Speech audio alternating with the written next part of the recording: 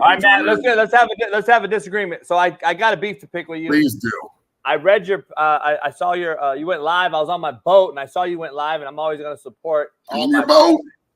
Yeah, I went on the boat yesterday. Hold on, it's a yacht, JB. A yacht. You have a yacht? I do have a yacht. Yeah. You didn't know? I know he has a boat. I didn't know it was a yacht. What constitutes a yacht? Break it down. 33 and a half feet. How big is your boat? 34 and a half feet. That's a yacht. It's a yacht. I mean, the girl asked me, what does 8 inches constitute? I said a round. That's how round it is. I don't know. The circumference. I mean, I don't know. Or she said, what does 2 inches mean? I said 2 inches from the ground. I don't know. What does that mean? So look, I was on the boat with my dog. I took my dog out for the first time on the yacht. Nice. Who let the dogs out? And we're chilling, and I'm seeing you guys. You guys went live that day, and I'm like, all right. So I saw you say something. I'm like, no, Matt. I wanted to call you out live, but I couldn't get. What did I say? You said that Shedeur Sanders is the greatest quarterback in Colorado Buffs history. Yes. Oh. Not over our boy. You can't say that over your friend and mine. I'll put it like this. Okay, he's the best. You guys are Darian Hagan? He's a better quarterback than Darian. He's a better quarterback than Cordell. Oh. They're not better teams, obviously. Is he better than Coy Depner? Yeah, he's better than Coy. I truly, he's the best ball spinner we've ever had from a talent perspective. Sal? Better than Sal. God rest his soul. Like, you got to remember, your name and like DH and Sal are hardcore triple option quarterbacks, and Cordell was a mix between triple option and maybe throwing the ball 20 times a game. And Coy and Hessler. That's my point. That was my point. You guys didn't throw like you throw now. Well, exactly. But so I'm just saying, from a modern day quarterback perspective, Shedeur is the most talented player we've ever had at that position. And if they keep doing what they're doing, because everybody can try and minimize 48-21 all you want, but they were 14-point dogs, 15-point dogs, and everybody was shitting on them, and they can't stop the run, and they're not going to be able to be tough enough. And Gus Malzahn's a program builder, and Deion's that, and Shedeur's that, and Travis is this. They beat the fuck out of that team in Florida, bro. They crushed them. They dominated the whole game. They held them to 170 yards rushing, where they were giving up 385 to the other three teams. Travis Hunter fucking had another Heisman day. Shedeur got better as the game went on. The more they hit him, the better he got. They only sacked him once, and CU had like 6 or 7 sacks. So they ran the shit out of the ball. He was dropping fucking dimes all over the field. I don't know if I've ever been more impressed by a Coach Prime team. I think that if you can't see the progression and the foundation and the program building that they're doing, that's fine. That I think it's more of a narrative than anything else. But his players love him. The Coach Prime I'm talking about, they are playing their balls off for him. There's real leadership on that team. Like Shedeur and Travis Hunter demand everybody to play at a certain level. And some people think that that's smug. And I think it's just real. I think it's real leadership. So let me ask you, people ask you, Matt, if they ask you, say, hey, Matt, your tone and all the Colorado tone is totally different after a loss than it is after a win. What would your answer be to that? Well, I'm the same guy. I'm the same guy every day on this show. The Nebraska game was very humbling, and I admitted that. It was a humbling ass beating that they needed to take in order to figure out that they needed to run the ball more and be a little bit more aggressive at the line of scrimmage and figure out which 5 are playing. They had a new right tackle and a new right guard the other day. The right guard, 55, balled out. You didn't hear his name one time, and he was setting the tone in the run game. So, yeah, everybody out there in the world, everyone's fucking tone is different after you lose. Thank you, bro. Thank you. What are you talking about? But listen, here's the issue I have. I'm not saying it to you. I'm saying in general in the comments. If we lose on the road to our rival, my tone's going to be pretty fucking different than winning 3 in a row and going to UCF and winning 48-21, being fucking 15-point underdogs. I think my tone will be a little bit different.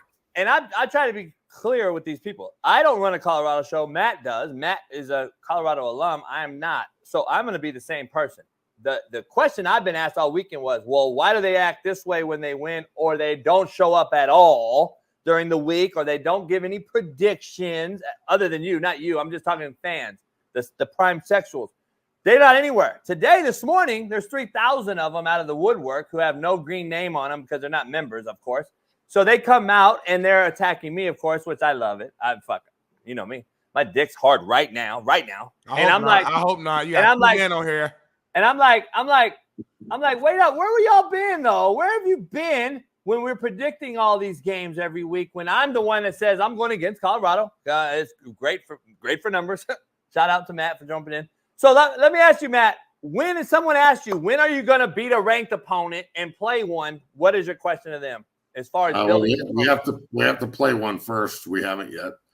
You can only play who's on your schedule. Control, Matt. That's my coach always say. Look, Kansas State and CU both have a bye this week. K-State, I'd imagine they'll still be ranked.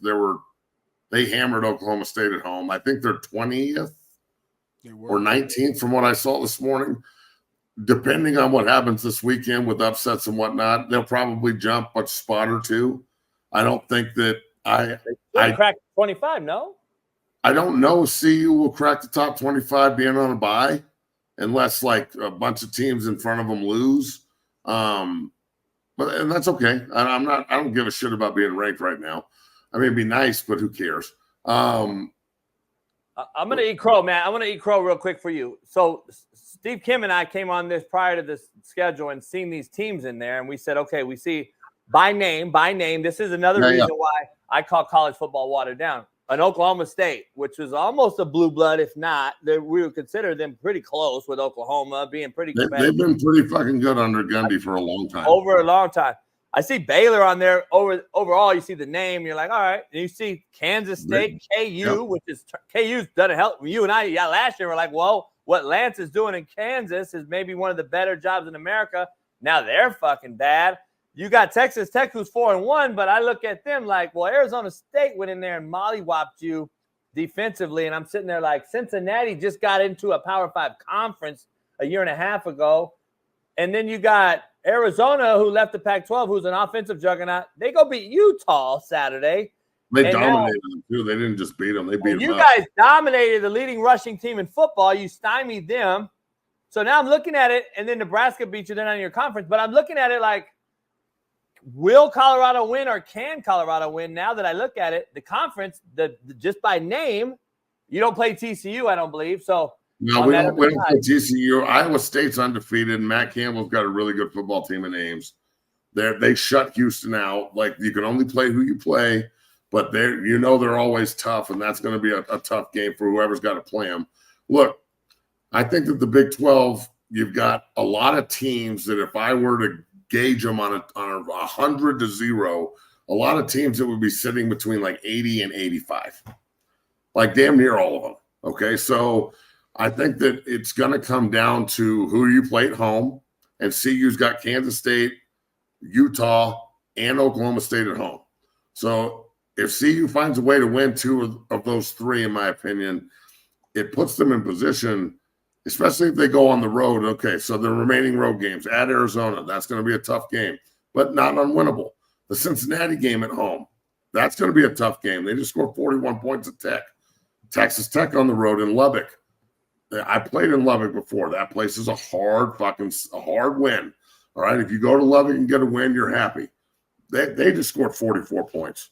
Utah just got beat at home against Arizona, but they do this. Kyle Whittingham's dropped the game every year. That's why they don't have national titles at Utah, because they can never go undefeated and get into the dance. Remember a couple of years ago, maybe 4 or 5 years ago, Utah was undefeated and they lost in the Pac-12 title game, and it cost them a chance to go to the national title.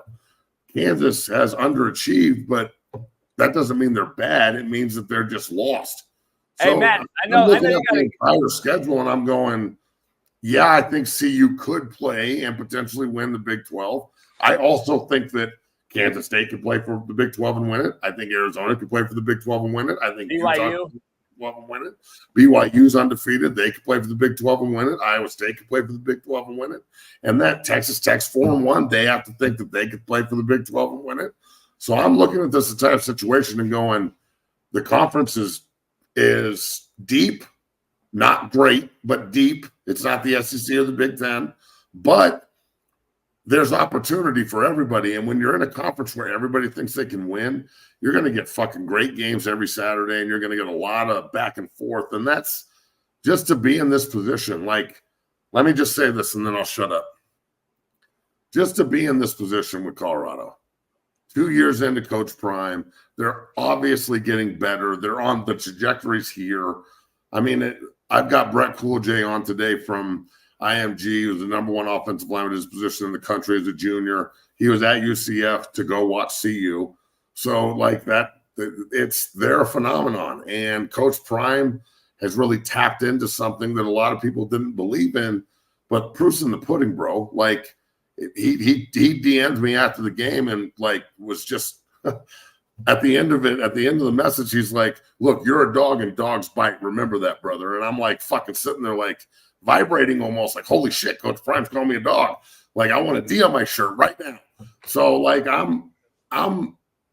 yes, I'm a homer, but I'm only blinded one eye, guys. And I can see what's happening, and they are electric on defense. Do they bend? Yeah. Everybody bends. I watched Alabama and Georgia bend like a motherfucker Saturday night. True against each other, but I did watch them bend. I watched Ole Miss get beat by Kentucky. Hey, huge ups to Mark Stoops, to Mark Stoops. His son is on my high school team, and his other son is in my program, and he's a great dude. And they should have beat Georgia, and to get Ole Miss in Oxford like that, good, huge win for Kentucky. But what I'm saying is, I'm looking at this trajectory of the program on the up, and you've got in my opinion, I don't know how Travis Hunter isn't the front runner for the Heisman. Cam Ward's awesome. The kid at Boise is incredible, but Travis Hunter's doing something we've never seen. And just show him, Travis, start on him. Watch. And so with Shedeur playing the way he is, the protection he got the other day, the ability for Coach Lodeholt, the offensive line coach, to rotate new guys in and still play at a pretty high level. I just think that all of the ingredients for an extremely successful, productive season in Boulder are there. You've got, I think, and I'm just going to say this, I think you got the best quarterback in the conference. I think you have the best player in the country. And you've got, in my opinion, the toughest defense, especially in the red zone. They get in the red zone and they fucking lock people down, bro. Like that game was eye-opening to me. UCF was running the ball for 385. You got a 300-pound quarterback, it seemed like. You got RJ Harvey, who's a monster. They are downhill. Their offensive line's huge. They're all veterans. They were talking about how they're all fifth and sixth-year players, and UCF's like picked to win the conference. And CU didn't just beat them 48-45 on some lucky shit. CU dominated that fucking game. And that's the other reason, Matt. And like, good win, 4-1. This is what you want to be great. You got to be 4-1 right now, right? If not 5-0. Look, and it's all about the next one, right? So yeah, Kansas State is no joke. To your point, like to that point though, like if I said college football, in my opinion, is so watered down that this is what we have every week. UCF may not have been the team we all thought they were, but I get your point. Well, now JB, you're saying I'm not trying to take away from Colorado win. They were. I'm not trying to take away from Colorado's win. I'm not taking away from Colorado's win. I'm just trying to say, to my point originally from years ago, this is the college football though that I think we're looking at in overall. It's just football in general, yeah. Football. I don't know. Football in general has become less savage and more. It's stationary football. It's let him catch it and tackle him. The quarterback's there, just touch him, don't hit him. Like, we could cut block this guy in the open field and get him down, but we can't. It's very feelings based, and it's just kind of foo-foo. And I'm not saying it's bad, but I'm still going to watch. But Save it for Friday because I know on Friday we got to talk Travis Hunter. You and I got to talk Travis Hunter because I want to bring up something that I want to see him play some upper echelon talent so I can say, all right, he will be an NFL guy. Because now I'm only defending my NFL take that everybody's killing me on right now about him being the elite. Hey Matt, you said fact. He's going to be the best player ever. We can't say fact when it's opinion. It's an opinion until it happens. But my opinion is a fact. All right, but here's my fact. I haven't seen him play in Alabama, Georgia, anybody yet. We don't play them. So I know. We don't play. But I also have eyes, and I'm a talent evaluator. I want to see him against those guys. I want to see him against those guys. JB, does your eyes, but your eyes work, JB. You know talent, homie. You know talent, homie. Stop. Hypothetically, he plays corner and receiver at fucking Alabama with Milroe. Dog, he's still the Heisman frontrunner. He's killing. He would be doing the same thing. And in fact, I would argue that he would be even better because he would be surrounded by a bunch of other fucking 4 and 5 stars. He'd have more bullets coming at him, though. Remember, I think they're shooting a fucking gauntlet gun in his ass all the time. I disagree with that. I'm with that. If he's on Bama, they can't shoot more bullets at him because there's too many other. Because the other guy else plays around him too. Hey, Matt, we got to hip this youngster real quick. The two white. Don't try to put him down on your side against me. Yeah. No, I'm not. But me and Matt are the only two on this fucking 3 panel that will know this show because your ass is not really from the hood. So have you ever seen Harlem Nights, homie? Have you seen Harlem Nights, Smitty? Do you know what Harlem Nights is, Smitty? Yes, homie. Listen. You got to shoot me in my pinky tip.